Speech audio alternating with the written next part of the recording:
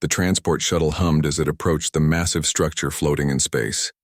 Inside the shuttle, Sam Winters looked out the viewport, his eyes fixed on the gleaming station that housed the Galactic Council. The structure was enormous, shaped like a giant wheel with spokes extending from a central hub. Quite a sight, isn't it? Grace Miller said, joining him at the viewport. Her dark hair was pulled back in a practical ponytail, and her eyes sparkled with scientific curiosity. Sam nodded. Hard to believe we're the first humans to see it up close.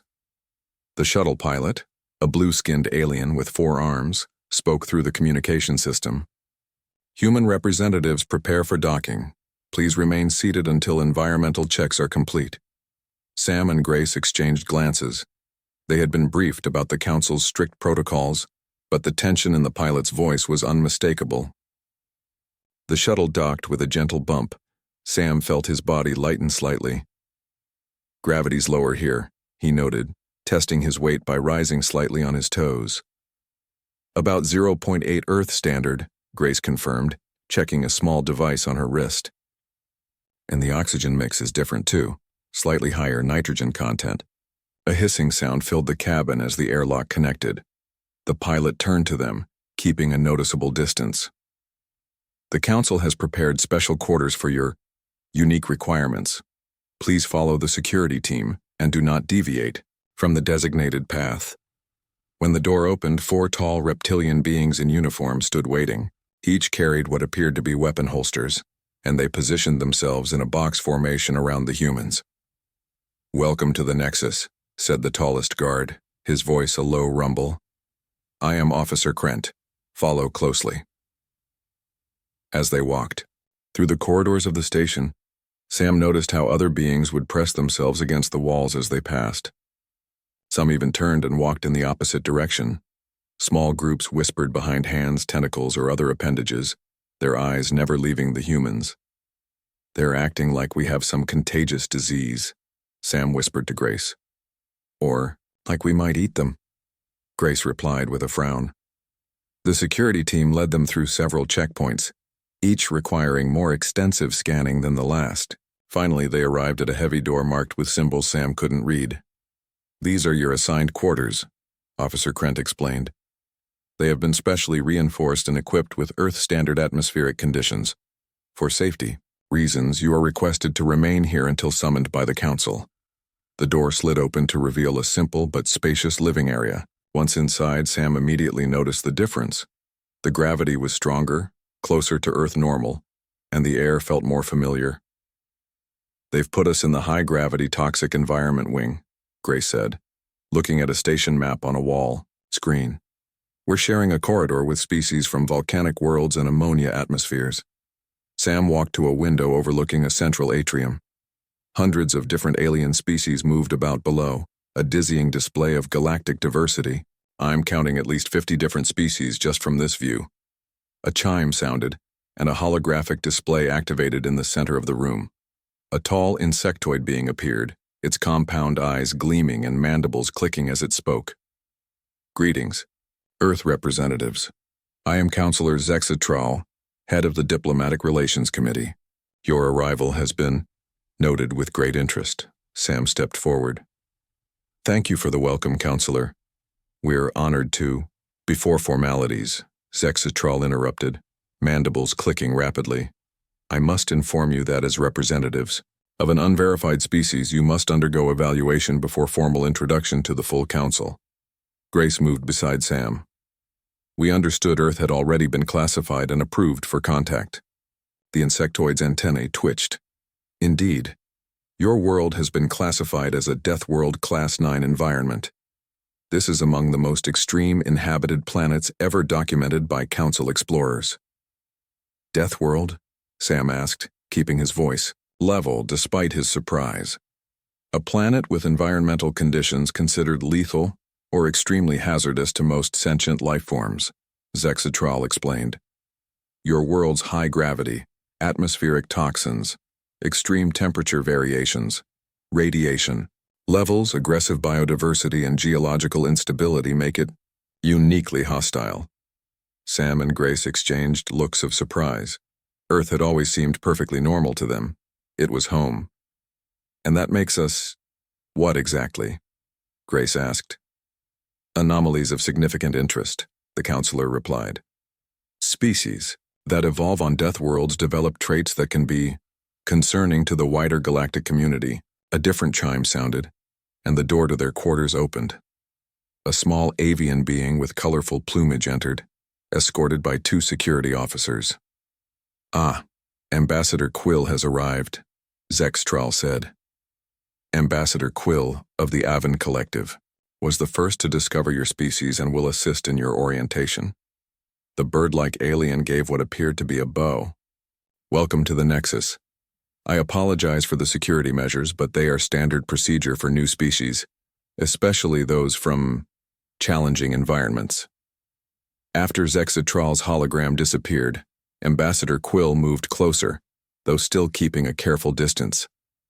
I must admit, you both look remarkably normal, considering your planet of origin. We were thinking the same about everyone else, Sam said with a slight smile. Quill's head tilted curiously.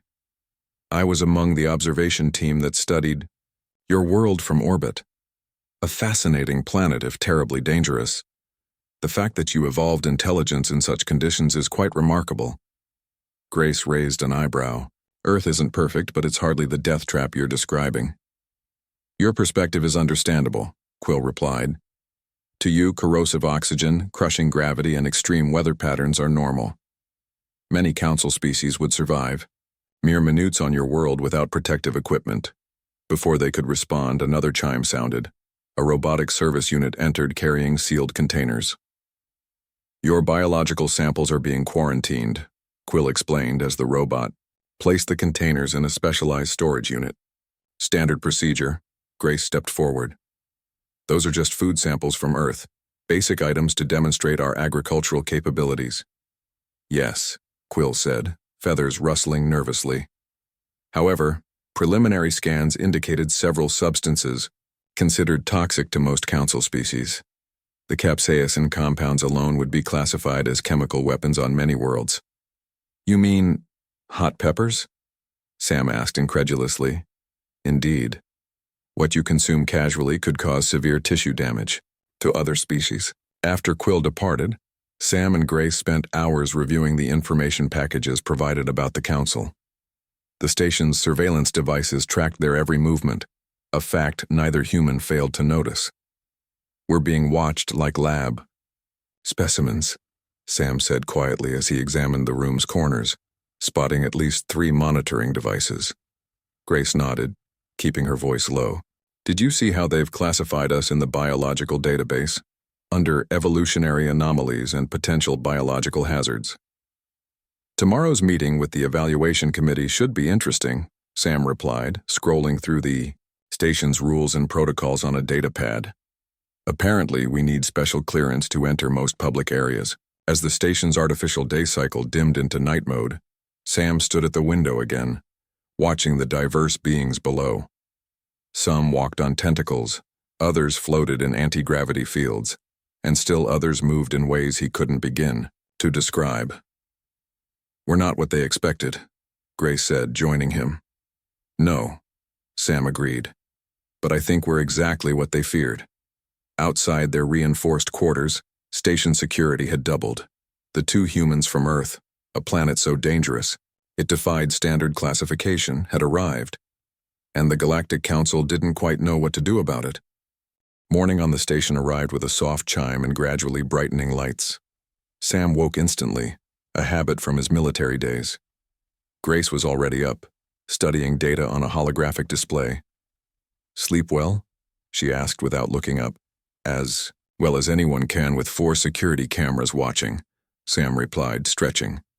He felt heavier today. Did they increase the gravity? Grace nodded. They're testing our adaptability. It's at 1.2 Earth standard now. A message flashed on their communication panel. The medical evaluation would begin in 1 hour. When they left their quarters, 6 security officers were waiting. Their escort had grown overnight. Is this really necessary? Sam asked the lead guard. Protocol for all Deathworld species, the guard replied stiffly.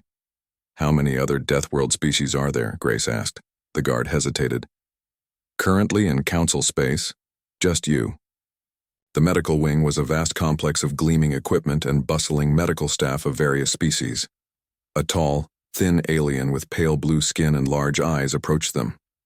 I am Dr. Elam, Council Scientific Advisor, it said. Today we will conduct standard biological assessments. Despite the professional tone, Sam noticed the doctor maintained the same careful distance everyone else did. The first test seemed simple enough. Scans, measurements, and samples. But as the results came in, the medical staff grew increasingly agitated. Is there a problem? Grace asked as 3 medical technicians huddled over a display, their tentacles waving frantically. Your bone density readings must be incorrect, Dr. Elam said. The scanner indicates a structure that would be impractical for sustainable biological function. Try again, Sam suggested. Our bones are just bones. The second scan caused even more confusion. Soon a crowd of medical personnel gathered, all staring at the results with expressions Sam couldn't read on their alien faces. Your skeletal structure is nearly 3 times denser than our standard baseline, Dr. Elam finally said. And your muscle fiber composition suggests strength. Capabilities that would what? Grace prompted. That would classify as enhanced bioweaponry on many council worlds, finished a new voice. A reptilian figure stepped forward, wearing an ornate uniform with multiple insignia. I am Security Chief Rax, he announced. These findings are concerning. We're just built this way, Sam said, keeping his voice calm and posture non-threatening. Perhaps a practical demonstration would help, Dr. Elam suggested. Would you consent to physical capability tests? The testing chamber was large and padded. With various equipment stations, several other aliens waited there, including a muscular being with 4 arms that was introduced as a physical training specialist. We will begin with baseline strength assessment, the specialist said. Please grip this device with moderate force. Sam took the small metallic object and squeezed gently. A loud crack echoed through the room, and the device split along its seam. I barely touched it, Sam said apologetically. The specialist backed away slightly. That was our heavy-density model. Similar results followed with other tests. Grace's light jog on a treadmill maxed out its speed settings. Sam's casual lift bent a resistance bar. When asked to demonstrate minimal defensive reactions, Sam accidentally threw the combat instructor across the room. I'm sorry, Sam said, helping the dazed 4-armed alien up. You said to react naturally to an attack. By lunchtime, the humans were exhausted from tests and growing frustrated with the constant surprised reactions. We've scheduled a short meal break, Dr. Elam announced. The diplomatic wing has prepared various cuisines. Perhaps you might find something compatible. The dining area fell silent when they entered. Various species sat at tables filled with foods of every color and texture imaginable. A small table in the corner had been designated for the humans with items clearly labeled Earth-compatible. Grace examined the offerings. These are all bland protein compounds and simple carbohydrates. When they sat down, nearby tables emptied. Quickly, I feel like I have the plague, Sam muttered. Counselor Zextral approached their table, accompanied by an amphibious alien introduced as Counselor Vril. How are you finding your evaluations? Zextral asked, mandibles clicking. Enlightening, Sam replied diplomatically, though I think we're causing some concern. Your biological capabilities are unexpected, Counselor Vril said, his moist skin glistening under the lights. The medical report indicates your species can survive conditions that would kill most council races. Grace took a sip from her water cup. What conditions specifically? Temperature variations of over 100 degrees in your measurement system, atmospheric pressure changes that would cause immediate barotrauma in most species, radiation levels that should cause cellular breakdown, Vril listed, and your immune system. What about it? Sam asked. It's hyper-aggressive, Dr. Elam said, joining them. Your bodies attack foreign organisms with remarkable efficiency. Most species coexist with their microbiota. We do too, Grace explained. Our immune systems are selective. A server approached with a tray of colorful drinks, offering them to the counselors. Sam reached for one too. "Those aren't safe for your consumption," Dr. Elam said quickly. "They contain compounds toxic to many carbon-based—" Sam took a sip. "Tastes like lemonade with mint." The server dropped the tray with a crash and backed away. Later, as they returned to the testing area, a commotion erupted ahead. A large piece of equipment had broken loose from a ceiling mount and was falling toward a group of smaller aliens. Without thinking, Sam rushed forward and caught the metal component before it crushed them. "Heavy," he grunted, holding the object that had to weigh at least 200 pounds. "Someone want to help?" The aliens stared in shock. Security Chief Rax stepped forward cautiously. "That equipment requires a power loader to move." Once the situation was resolved, Security Chief Rax pulled the humans aside. "That display has not helped your case," he said quietly. "Helping people is now a problem?" Grace asked. "Demonstrating that you can move loads requiring mechanical assistance confirms fears about your physical capabilities," Rax explained. "The Council values balance and predictability." "And we're neither," Sam concluded. By day's end, rumors had spread throughout the station. Sam and Grace heard whispers as they walked the corridors.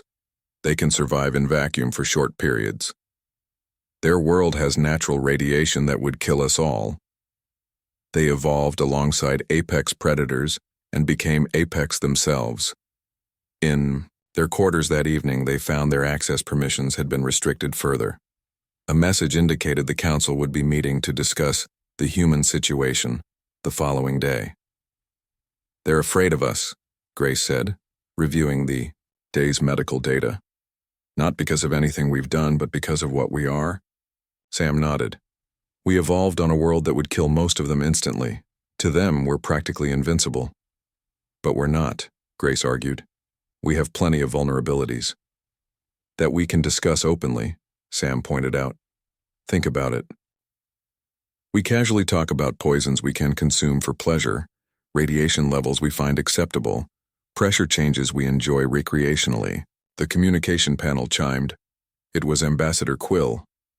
"I thought you should know," the avian alien said, feathers rippling with concern. "Some council members are suggesting Earth should be quarantined. They believe a species with your adaptations poses an inherent threat to galactic security." "That's ridiculous," Grace protested. "We've done nothing threatening."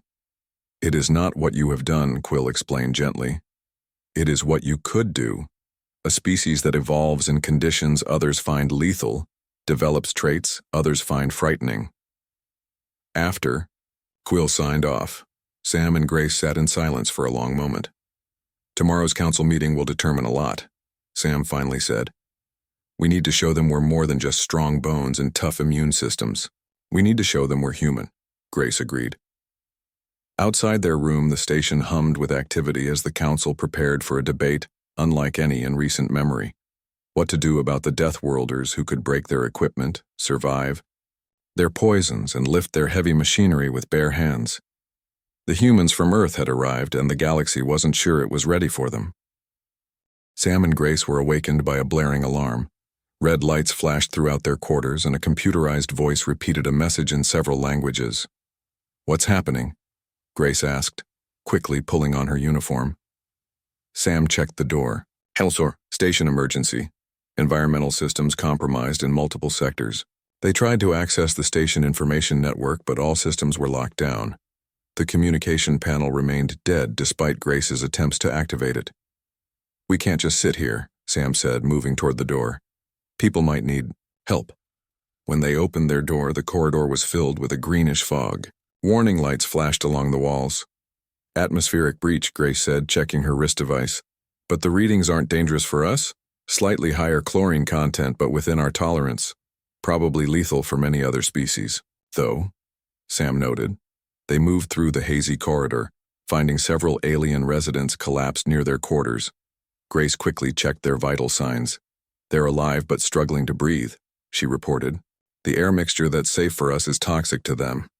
Sam lifted two smaller aliens, one under each arm. "Let's get them to a secure area." As they navigated the corridors, they encountered more affected beings. The station's emergency system seemed overwhelmed, with security personnel confined to sealed sections. They found a group of medical staff behind an atmospheric barrier, watching in shock as the humans walked unprotected through the toxic environment. "We need medical assistance," Grace called. "We've got injured people here." A medical technician spoke through an intercom. "How are you functioning in those conditions?" "This air mix is uncomfortable but not deadly to us," Sam explained, placing the unconscious aliens near the barrier. "Can you help them?" The barrier created a small opening, just enough to pull the injured through. "There are more trapped in Section 12, Grace explained. "Your emergency teams can't reach them, but we can." The medical chief, a tall being with multiple eyes, looked uncertain. "You're offering to enter contaminated areas and extract victims?" "Yes," Sam said simply. "That section has elevated radiation from damaged power conduits," the chief warned. "How elevated?" Grace asked. When told the levels, she nodded. "That's within our short-term exposure tolerance." As they prepared to leave, Security Chief Rax appeared behind the barrier. "This situation is suspicious," he said. "The sabotage occurred shortly after your arrival." "You think we did this?" Sam asked incredulously. "The affected systems are in areas restricted to most species, but potentially accessible to those with your environmental tolerances," Rax pointed out. "If we wanted to hurt people, we wouldn't be saving them," Grace countered. "Every minute we argue, more people are at risk." A tall avian figure pushed forward, Ambassador Quill. "Let them help, Rax. They're the only ones who can reach Section 8 or 12 right now." Reluctantly, Rax provided them with station maps and emergency equipment. "We'll be monitoring your movements." Sam and Grace moved deeper into the affected areas. The air grew thicker with chemical fog, and radiation warnings flashed on Grace's wrist device. "Tolerable, but not pleasant," she commented. They found a group of diplomatic staff trapped in a conference room, the air inside growing increasingly toxic. Sam forced the jammed door open, bending metal that would normally require power tools. "We're here to help," Grace announced to the frightened aliens inside. "We need to move you to a safe area." One diplomat, clearly struggling to breathe, looked at them in disbelief. "You're not wearing protection?" "We don't need it," Sam explained, helping the weakest aliens to their feet. "Not for this, anyway." As they coordinated evacuation, Grace's sharp ears caught a sound from a nearby maintenance tunnel. "Someone's down there," she whispered to Sam. Sam nodded. "Get these people to safety, I'll check it out." While Grace led the diplomats toward the medical barrier, Sam descended into the tunnel. The radiation levels were higher here, and the air quality worse but still within his tolerance. Following the sounds, he found 3 beings in unmarked suits tampering with environmental controls. They turned in shock at his appearance. "You shouldn't be able to survive in here," one said, drawing a weapon. "I get that a lot," Sam replied, moving faster than they expected. A brief struggle followed. The saboteurs had expected their location to be unreachable during the crisis, giving them time to complete their work. They hadn't planned for a human who could function in conditions they considered lethal.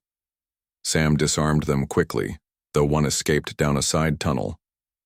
He secured the other 2 and examined what they had been doing. They were redirecting toxic compounds into the life support system, he reported over his communication device. "Sam, you need to get out of there," Grace's voice came back. "The station's automated systems are detecting the tampering and preparing to purge that entire section. What about the one who got away? Security is sealing all exits. Just get back here." When Sam returned with his prisoners, a crowd had gathered behind the medical barrier. Word had spread about the humans moving through toxic environments, rescuing diplomats and capturing saboteurs. Dr. Elam rushed forward to scan Sam. "Your radiation exposure is concerning." Sam shrugged. "I've had worse training exercises." The doctor's many eyes blinked rapidly. "This level would cause severe cellular damage in most species." "We'll process it out in a few days," Grace explained. "Our bodies are adapted to repair radiation damage to a certain extent." Security Chief Rax approached with several officers. The 2 captured saboteurs were being scanned and processed. They're members of the Purity faction, Rax announced. Extremists who believe certain species threaten galactic stability. Like us, Sam concluded. Their leader is still at large, Rax continued. Talvak is dangerous and still somewhere on the station. A communication from the bridge interrupted them. A woman's face appeared on the main screen. Captain Nora, Riley of the human diplomatic vessel Endeavor. Nexus Station, we're reading severe environmental fluctuations in your core systems. Do you require assistance? Before station authorities could respond, alarms blared again. The main atmospheric processor was failing. The sabotage was more extensive than we thought, a technician called out. Backup systems are compromised too. Ambassador Quill turned to the humans. The maintenance tunnels leading to the processor are flooded with radiation and toxic gas at levels our teams can't handle. Sam and Grace exchanged looks. But we can, Grace said. We'll need detailed schematics and an engineering access kit, Sam added. As they prepared to enter the most dangerous area yet, an elderly alien with long, flowing robes approached them. His species was unfamiliar to them. I am Counselor Drek, he said in a gravelly voice. I have observed your actions today. You could have remained safely in your quarters. Not really our style, Grace replied. So I see, Drek said thoughtfully. Perhaps we have misunderstood what it means to evolve on a death world. Sam checked his equipment. We can discuss philosophy after we fix your air system. As they entered, the maintenance shaft Grace's wrist device showed dangerous readings for most species, but still within emergency limits for humans. Readings suggest we have about 30 minutes at these levels, she told Sam. They navigated the complex tunnel system. Following the schematics, when they reached the processor room, they found the main console damaged and the final saboteur, Talvak, working to override the remaining safety protocols. He spun around, eyes widening at the sight of them. Impossible. This environment is lethal. For you, maybe, Sam said, stepping forward. For us, it's just Tuesday. Talvak raised a weapon. Perfect. When they find your bodies, everyone will believe humans caused this crisis. That was your plan? Grace asked, moving to flank him. Frame the new Deathworlders? Species like yours upset the balance, Talvak snarled. Too dangerous, too unpredictable. You might be right about that, Sam said, then moved with startling speed. The confrontation was brief. For all his planning, Talvak hadn't accounted for human reaction times and strength in a physical confrontation. With the saboteur secured, Grace worked quickly to stabilize the atmospheric systems. I can reroute the primary functions, but the damage is extensive. Sam contacted the bridge. Captain Riley, we need the Endeavor's environmental support systems to help stabilize the station. Already moving into position, Riley responded. Hang tight. As the station's systems gradually recovered, Sam and Grace emerged from the maintenance tunnels escorting their prisoner. They had spent nearly an hour in conditions that would have killed most other species in minutes. Security Chief Rax was waiting with a full team. His expression was unreadable as he took custody of Talvak. You went significantly beyond the exposure limits we discussed, Dr. Elam fretted, scanning them both. We'll be fine, Grace assured him. Nothing a good meal, and rest won't fix.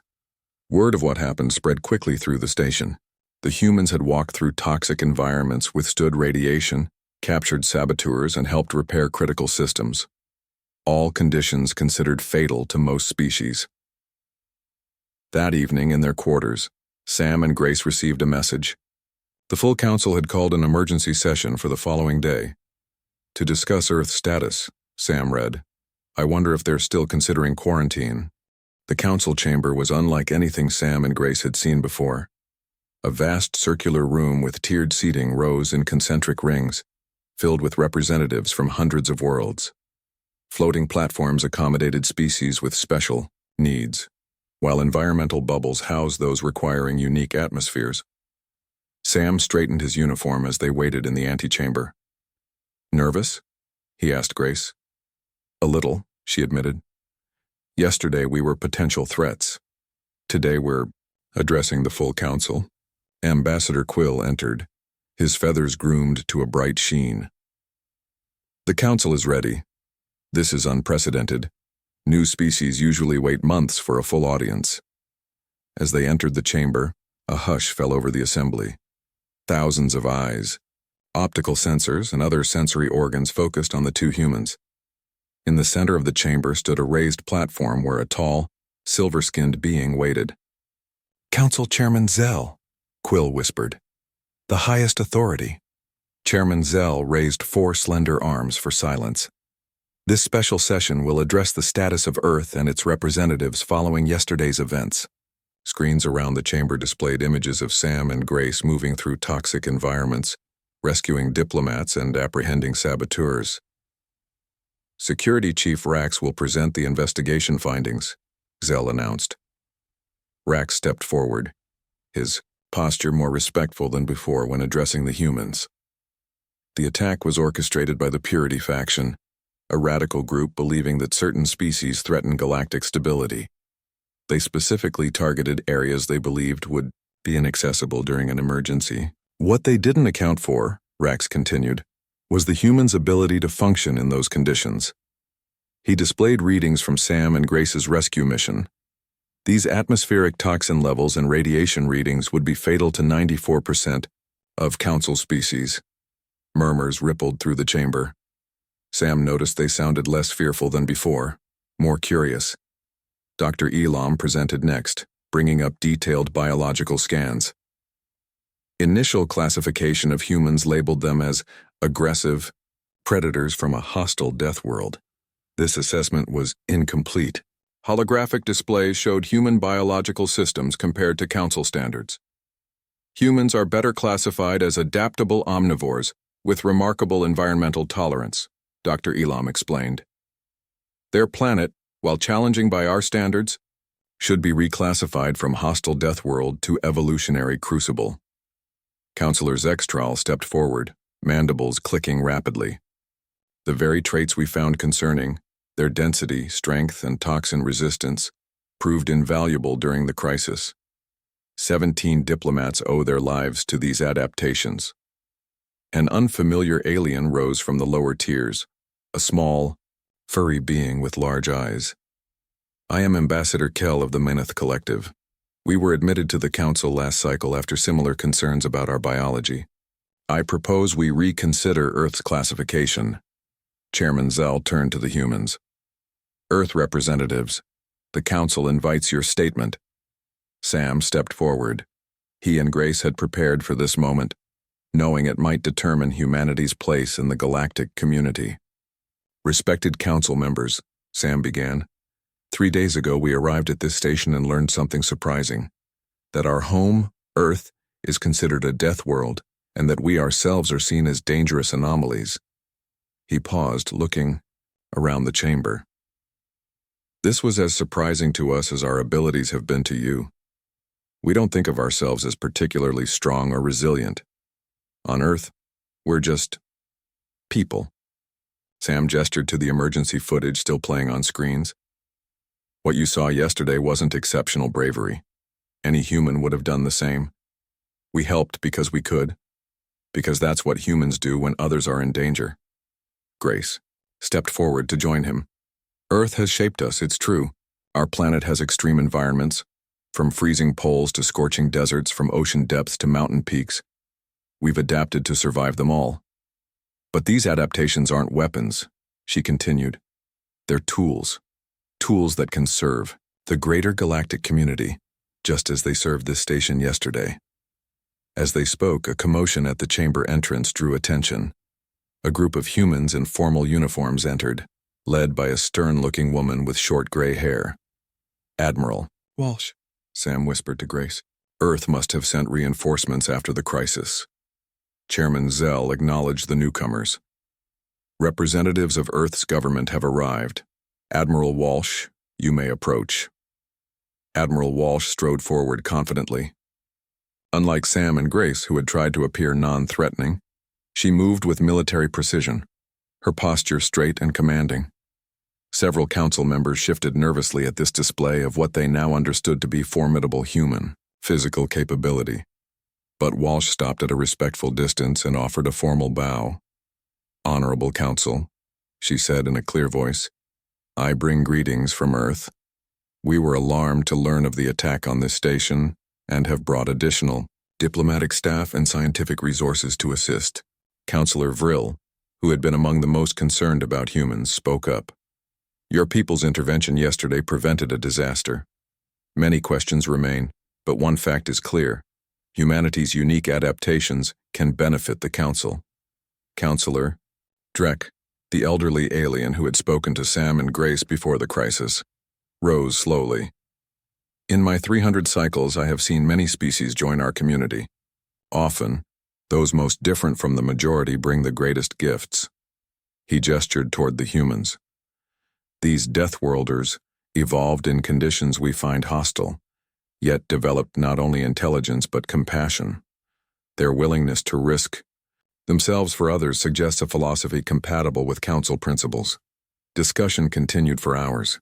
Sam, Grace, and Admiral Walsh answered countless questions about Earth, human society, and their capabilities. The mood in the chamber gradually shifted from cautious assessment to genuine curiosity. Finally, Chairman Zell called for a vote. The Yao Council will now determine Earth's status within the galactic community. Sam and Grace watched as thousands of representatives registered their decisions. The massive display above the chamber showed the tally in real time, acceptance growing steadily larger than rejection. By majority decision, Zell announced, "Earth is granted provisional membership status, with special conditions reflecting your unique biological profile."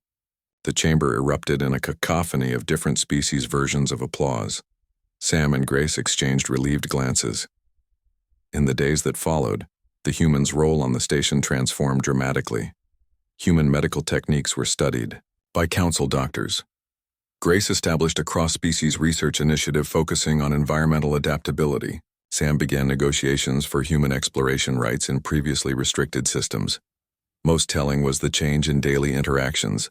While some species still maintained a cautious distance, many now approached the humans with questions and curiosity rather than fear. One morning, as Sam was reviewing exploration proposals, Security Chief Rax approached his table in the now integrated dining area. "We're establishing a multi-species emergency response team," Rax said without preamble. "Your people's capabilities would be valuable." Sam smiled. "I'll forward the proposal to Earth. I think we'd be honored to participate."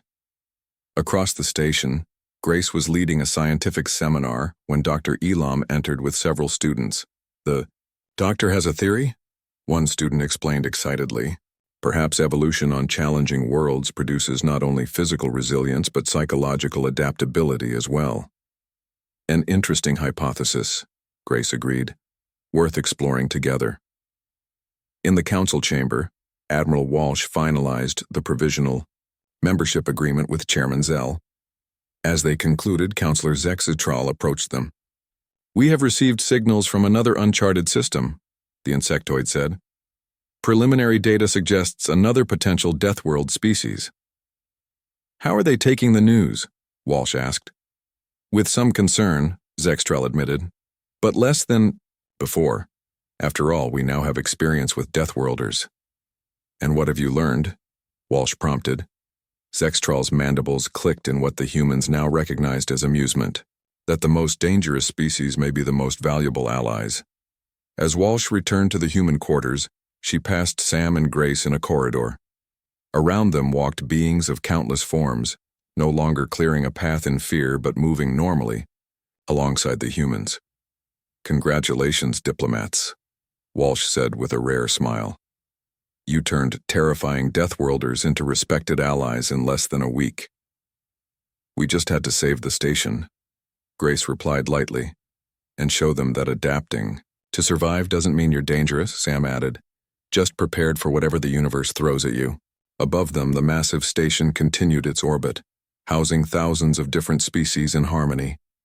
And now, among them, walked humans, still technically Deathworlders, still biologically remarkable, but no longer feared.